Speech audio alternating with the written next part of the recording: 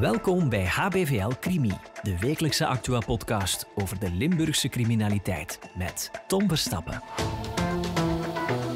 In de avond van 18 juli 2023 werd in een woonzorgcentrum in Maasmechelen de zwaar dementerende Istvan Nagy met een tillift op het toilet gezet.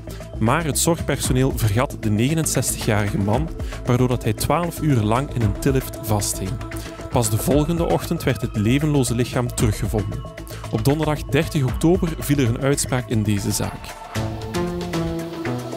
Geert Taube, rechtbankjournalist, vertel eens even, waar gaat deze zaak over? Het is een heel triest verhaal, een verhaal dat niemand gewild heeft eigenlijk. Het is heel pijnlijk. Het gaat over dus, de 69-jarige Istvan. De man zit al een tijdje, al enkele jaren in het woonzorgcentrum. Hij heeft jong dementie en is zo daar terechtgekomen. En die avond, of de avond voor zijn overlijden, wordt hij op het toilet gezet met een tillift.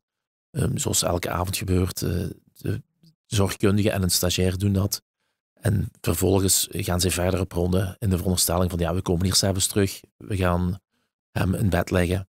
Maar dat gebeurt helaas niet. De man wordt schromelijk vergeten. En de ochtendploeg ontdekt hem rond 6 uur 20, 6 uur 30, dus 12 uur later. Dat hem niet in zijn bed ligt, maar dat hem nog op het toilet zit en dat de man overleden is. Ja, en dan stel ik me de vraag, hoe kan dat eigenlijk? Ja, hoe kan dat? Dat is een vraag die ze zich waarschijnlijk al heel veel keren hebben gesteld. Maar het is een opeenstapeling van factoren. Onder meer, ze hadden een speciaal een systeem met een tablet waar ze zo zaken allemaal afvinken van wat ze hebben gedaan of wat ze nog moeten doen. En dergelijke meer. Dat was eigenlijk de bedoeling. Want ze deden dat niet, onder meer omdat ze wat krap zaten qua personeel en zo. Dat zorgde voor wat stress en wat spanningen in het woonzorgcentrum.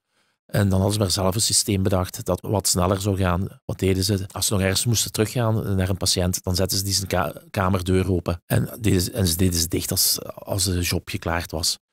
Maar op de gang liepen ook nog andere bewoners rond, andere zwaar dementerende mensen. En mogelijk heeft een van die mensen de deur dichtgetrokken en daardoor zijn ze Istvan letterlijk uit het oog verloren. Ja, dat is natuurlijk geen ideaal systeem. Daarnaast dringt ook de vraag zich op, waarom kon Istvan zelf geen alarmbellen doen afgaan, bijna letterlijk? Ja, aan een toilet hangt normaal zo'n touwtje waar je aan kunt trekken en dan gaat het belletje af of ligt het lampje op de gang. Maar dat was hier niet. Maar het had hier wel moeten zijn natuurlijk. De vrouw van Istvan die merkte dat ook al op toen de man daar zijn kamer kreeg. Toen heeft ze het ook gemeld. Dat was in 2021. Toen heeft ze gezegd van, hoe zit dat hier? Kunnen jullie dat maken? Ze heeft het doorgegeven. Maar daar is het bij gebleven. Er is nooit getouwke gekomen met desastreuze gevolgen. Ja, en we weten dan dat Istvan daar 12 uur ongeveer in die tillift zit. Weten we ook waaraan dat hij overleden is? Hij is overleden aan de gevolgen van een hartaderbreuk. Onder meer de stress die dat zou teweeggebracht hebben, dat hem daar hulpeloos achterbleef. Zou een scheur veroorzaakt hebben in de aorta. En met de hartaderbreuk tot gevolg. Ja, en je bent natuurlijk al heel veel jaren actief, Geert. Het is helaas ook niet het eerste dat we hier rond horen van dergelijke feiten. Jammer genoeg niet. Nee, het komt nog voor. Gelukkig niet veel, maar ik heb in 2018 nog een zaak gevolgd. Dat ging toen over een zaak in 2014 dan weer in Genk, dat zich in Genk had afgespeeld, in een Genks rusthuis. Dat was nagenoeg vergelijkbaar met het trieste verhaal van Istvan. Toen was er een zwaar hulpbehoevende vrouw van in de 80, ook vergeten op het toilet. Zij was ook met een tillift erop gezet. En ook weer 's ochtends komt men pas tot de bevinding van potverdikke, we zijn die vrouw vergeten. En zij had zich als het ware verhangen in dat harnas of van die tillift dat ze aan had. En dan loopt er momenteel ook nog een onderzoek van een zaak in het ziekenhuis van Pelt. Hier gaat het niet over een bejaarde, maar over een 20er, die weliswaar ook zwaar hulpbehoevend is. De jongen ligt in zijn bed en 's ochtends zien ze dat hem zich als het ware verhangen heeft in zijn bed. Hij hangt er half uit, maar is dan gestikt. En de vraag die daar is, van hoe komt dat veiligheidshek niet omhoog was? Dat had omhoog moeten staan, maar het was niet. En dat heeft toch tot de dood in de hand gewerkt. En ja, dat wordt nog uitgezocht van wie daarvoor verantwoordelijk is. Of er iemand voor verantwoordelijk is en dergelijke. Geert, begin oktober startte dan de zaak voor de correctionele rechtbank in Tongeren. Wie moest zich eigenlijk verantwoorden in die zaak? 6 personen hebben zich moeten verantwoorden. De directeur stond terecht. De hoofdverpleegkundige die de schema's opmaakte van het personeel.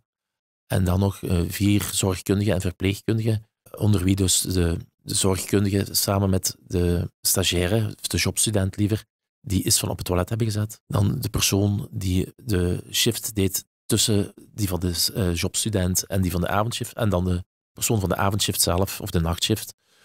Dat was degene die ook, de bedoeling was dat hij dan 's nachts ook eens ging kijken of alles in orde was, maar dat niet heeft gedaan. De burgerlijke partij bestaat uit de vrouw van Istvan, dat is Marta, en de zoon en de kleinkinderen van Istvan. Het moet voor hun een heel moeilijk proces geweest zijn, denk ik. Ja, ongetwijfeld, want ja, dit is een waanzinnige dood eigenlijk. Een dood van... Hoe is dat nu in godsnaam mogelijk? De vraag die zich iedereen al zoveel keren heeft gesteld natuurlijk. De vrouw gedroeg zich toch wel heel waardig en ja, ze heeft met veel liefde verteld over haar man. Een man die ze al bijna 50 jaar kende. En een man met op zijn 48e werd vastgesteld dat hij jong dementie had.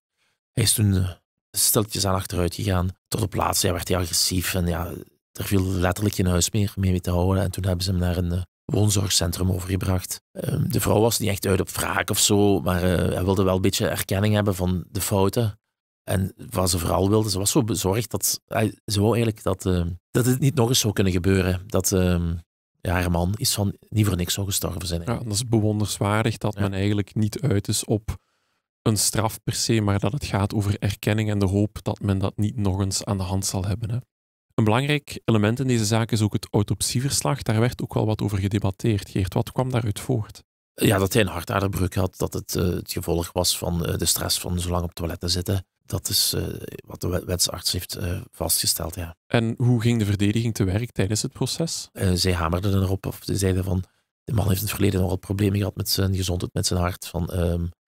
En nu heeft hij een hartaderbreuk gehad, maar wie zegt dat hij die niet had gehad als hij niet op het toilet had gezeten? Zij zeiden als het ware, ja, er is geen causaal verband, zoals ze dat dan noemen. Dus dat hij die ook gehad kon hebben als hem in zijn bed had gelegen, als het ware. En daar hamerden ze op. Zij vroegen de vrijspraak voor alle 6. En daar werd ook verwezen naar ja, de personeelssituatie die toch niet optimaal was. Ook al zou de hoofdverpleegkundige zeggen van dat het net voldoende was voor de overheid. Geert, je hebt dan het autopsieverslag en het element van een mogelijk personeelstekort. Tot slot, de procureur des Konings had het ook over beroepsfouten. Ja, omdat men onzorgvuldig is geweest. Daar is onder meer op gehamerd. Ja, en dat ze hadden hun systeem beter moeten volgen. En dan is er ook nog eens dat belletje, of het koord die ontbrak en dergelijke. De procureur zei uiteraard ook, ja, dit heeft niemand gewild, maar het is een opeenstapeling van meerdere fouten, beroepsfouten, die uiteindelijk tot de dood van Istvan hebben geleid. Op donderdag 30 oktober viel er een uitspraak in deze zaak. Geert, wat stond er eigenlijk, of wat hing de beklaagde boven het hoofd? Er hing ze 6 maanden cel met uitstel boven het hoofd. Dat was voor iedereen gevorderd. Ja, en uiteindelijk, wat besliste de rechter? De rechter heeft 3 personen vrijgesproken, onder wie de hoofdverpleegkundige. Een punt van discussie was het personeelsbestand. Is het wel voldoende? Waren ze niet onderbemand? Maar dat bleek toch voldoende te zijn en te beantwoorden aan de normen die de overheid oplegt. Ook de directeur is vrij uitgegaan. En net zoals de persoon die zat tussen de avondshift in en de shift van de personen die Istvan op het toilet hebben gezet. Wie is dan wel schuldig verklaard? Dat zijn de jobstudenten en haar collega die Istvan dus op het toilet hebben gezet. En de persoon die de nachtshift deed, die had moeten gaan kijken. Ja, en welke straf hebben zij dan gekregen? Straf is eigenlijk een groot woord. Ze hebben opschorting van straf gekregen. Dat wil dus eigenlijk zeggen dat ze schuldig zijn bevonden. Maar een echte straf, die krijgen ze niet. Maar het is gewoon, ja, je bent schuldig bevonden. En dat is een beetje erkenning eigenlijk voor wat ze iets fout hebben gedaan. Ja, en dat beantwoordt eigenlijk ook wel aan de vraag van Marten, de vrouw van Istvan. Ze was niet per se uit op een straf, het gaat meer over erkenning. Hè? Ja, dat klopt. De vrouw reageerde ook tevreden dat erkend is dat er van alles fout is gelopen. En daar reageerde ze wel opgelucht van. Maar de vrouw had het vooral... ze deed het ook vooral voor de andere bewoners die er nu nog zijn. En dat zoiets nooit meer zou mogen overkomen. Dat nu de ogen hopelijk open zijn gegaan. En daar was het daar vooral voor te doen. En ja, ze zei nu ook, die procedure die sleept ook al een tijdje aan, dat ze nu als het ware de bladzijde konden omslaan van deze feiten, hoe gruwelijk of hoe triestig eigenlijk ze ook triestig en stoort dat ik zocht, ja, ze ook wel waren. Ja, en naast het feit dat er een opschorting van straf is er wel een schadevergoeding die ze moeten betalen. Over welke bedragen spreken we hier? Het is een totaal van €60.000 die de 3 beschuldigden of de 3 veroordeelden moeten betalen.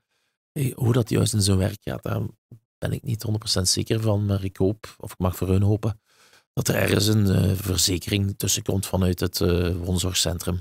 Geert, hoe reageerde de verdediging op de uitspraak? In het verlengde, zoals hun cliënte Marta, ze wees er natuurlijk op dat de rechter 3 personen schuldig heeft gevonden dan een opeenstapeling van fouten. Ja, ze benadrukten ook nog eens, ja, als je je geliefde naar een rusthuis brengt, dan is het wel de bedoeling dat die daar goed verzorgd wordt en dergelijke meer. Zeker als iemand met een tillift op toilet zet, dat je die 's ochtends mooi terug in zijn bed kunt vinden, want als dat was gebeurd, dan had de man waarschijnlijk nog geleefd. Geert, ik onthoud vooral dat de dood van Istvan het resultaat is van menselijke onachtzaamheid en het samenlopen van een aantal jammerlijke factoren.